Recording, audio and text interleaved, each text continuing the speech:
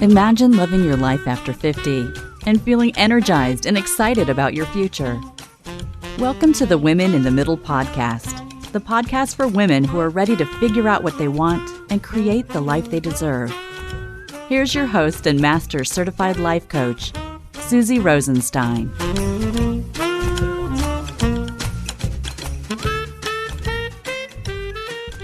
Hey there, welcome back to the podcast, Women in the Middle. I'm your host, Susie Rosenstein, and I'm so glad to be here with you again for this week's episode, which is all about the beauty of coaching with like-minded women. I'm also going to talk more about the Finally First Club, my midlife membership for Women in the Middle, so if you want to join and get in on the fun, the time is now. Okay, but first I want to check in with you and see how you're doing with this whole self-isolation thing. What a crazy time we are living through. There's enough information out there about what's going on, so it will never be my intention to share more of that, like the actual news. But information about how you can cope better right now? Definitely. In fact, increasing your skills to manage your mind has never been more important. I hosted a fun coaching call in my free group that I wanted to tell you about.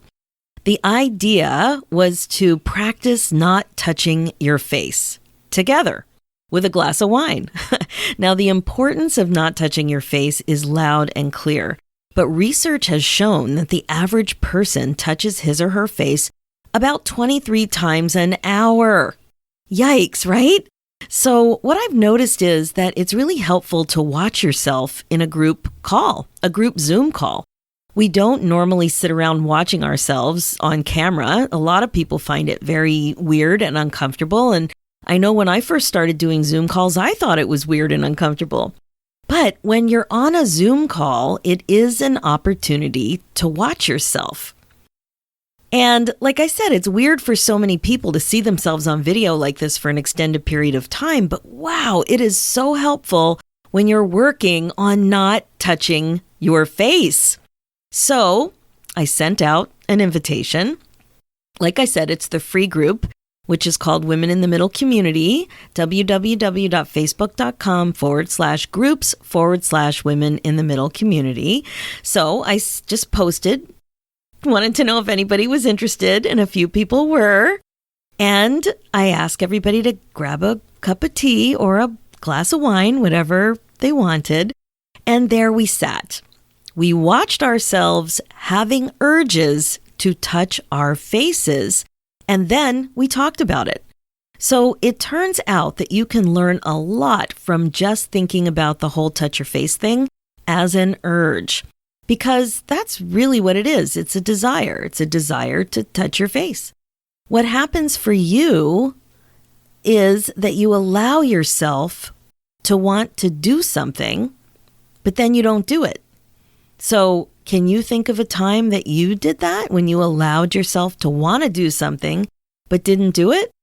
It's like with so many other things, like when you want another piece of cake or another helping of potatoes. Don't get me started on mashed potatoes.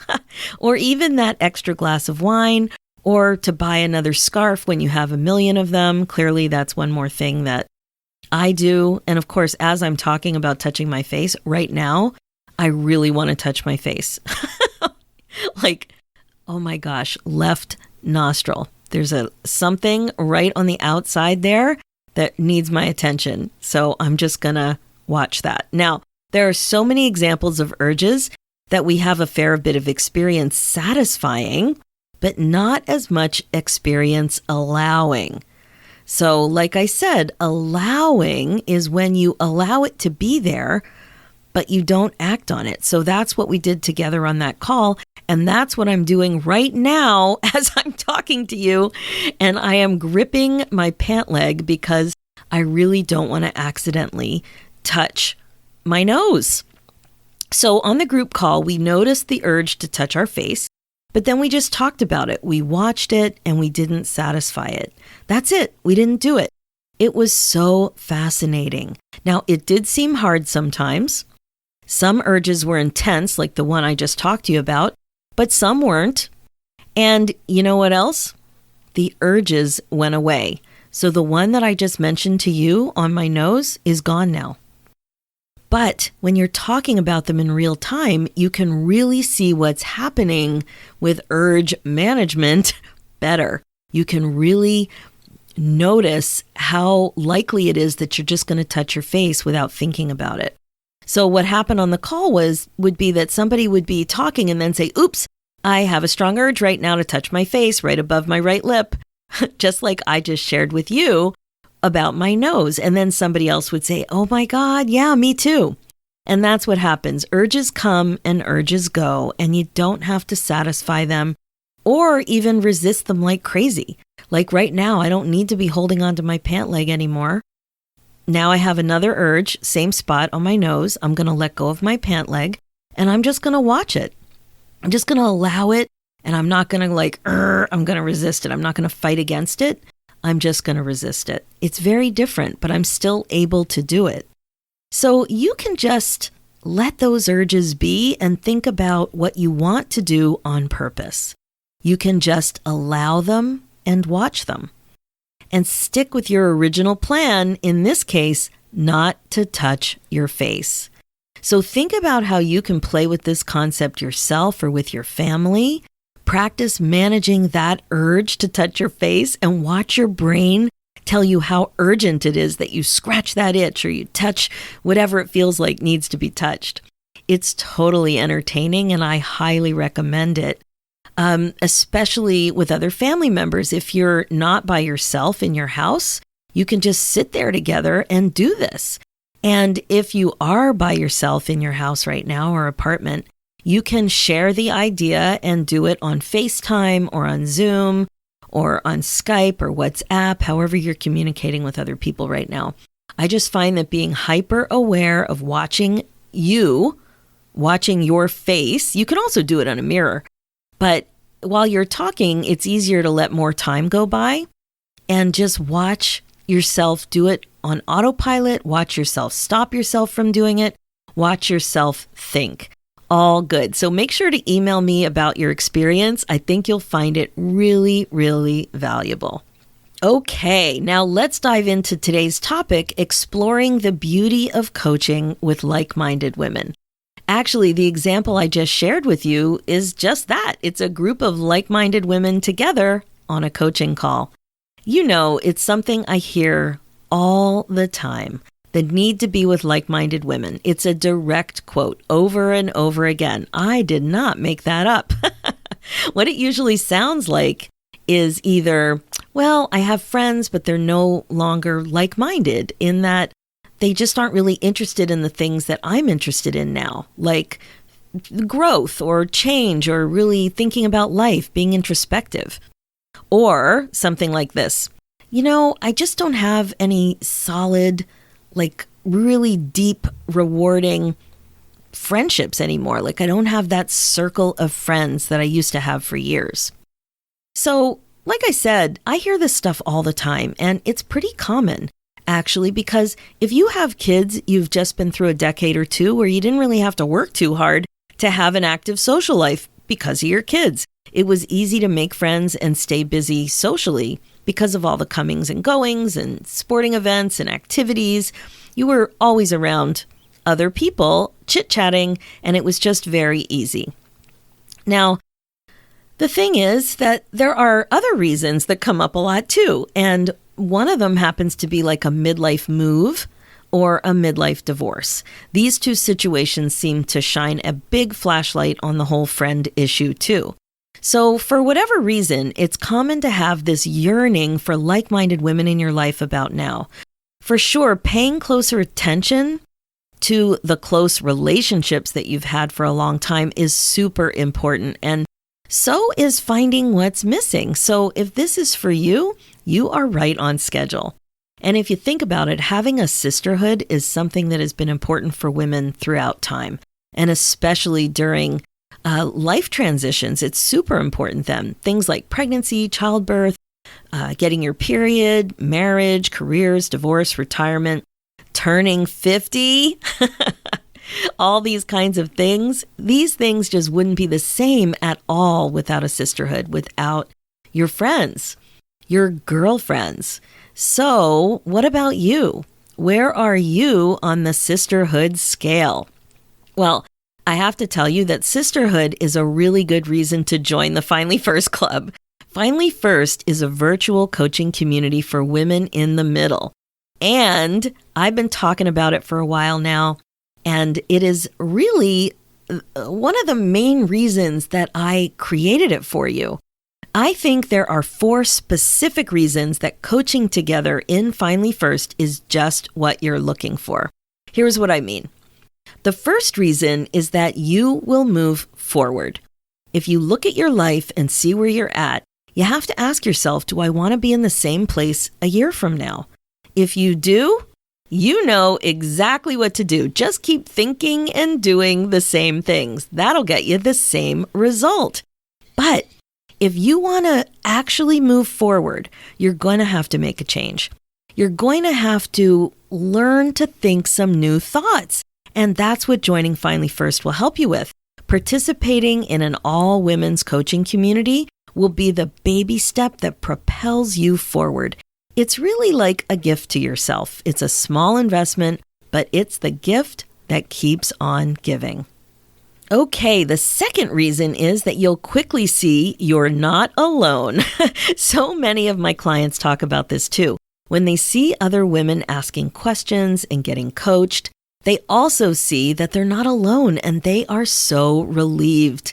They're thinking similar things. They understand the experiences of these other women, even if they're not exactly the same.